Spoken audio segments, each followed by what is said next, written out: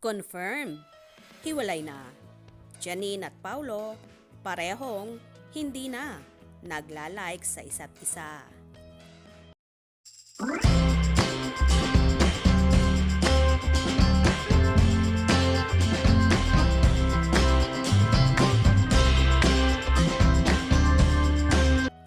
Mukhang may bagong magiging miyembro ng SMP. Samahan ng malalamig ang Pasko. Hindi pa man nakukumpirma at wala ngang pag-amin sa panig ni na Richard Gutierrez at Sara Labati sa napapabalitang hiwalayan nila. Heto't may bago na namang pinagpipiestahang hiwalayan.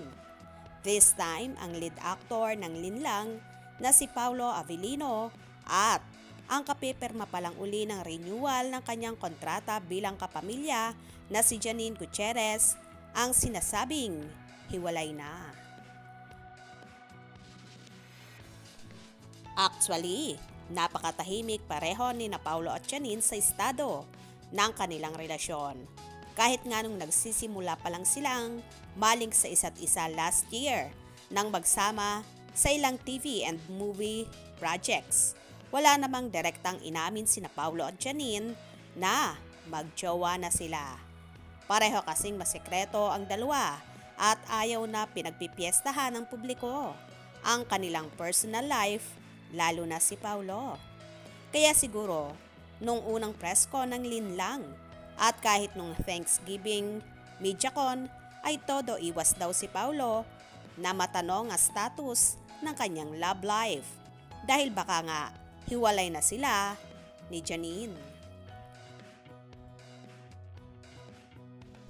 Chinek nga rin namin ang mga post ni na Janine at Paulo sa kanilang Instagram account at kapansin-pansin nga na medyo matagal na yung huling picture nila together. At kahit sa mga ipinopost ni Janine na sexy and hot photos niya ngayon, wearing a two-piece swimsuit habang nasa Boracay with friends, ni hindi rin makikita ang pag-like naman ni Paulo. Maging si Janine hindi rin naman nagla-like sa mga post ni Paulo sa Instagram.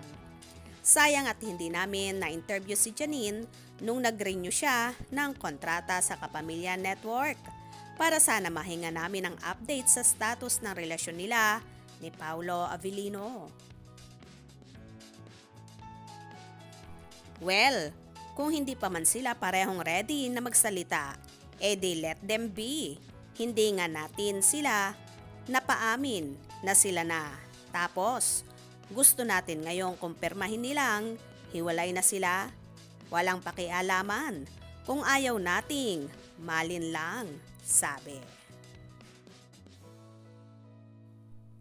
Anyway, halatang halata naman sa mga ikinikilos ni na Janine at Paulo na talagang tuluyan na silang naghiwalay at makukumpirma nga ito sa kanilang mga kilos na dati naman ay hindi sila ganito. Ang isa pa, kinumpirma mismo ito ng columnist and writer na si Christy Fermin na nagsalita daw si Janine sa isang source. Nakakahinayang talaga ang nabuong pagmamahalan at samahan ng Paunin. Pero wala naman tayong magagawa. Irespeto na lang natin kung anong naging desisyon ng dalawa. Kaya naman tumutok at wag na wag pahuhuli sa mga maiinit na kaganapan. Anong inyong magiging reaction sa bidyong ito? Comment below.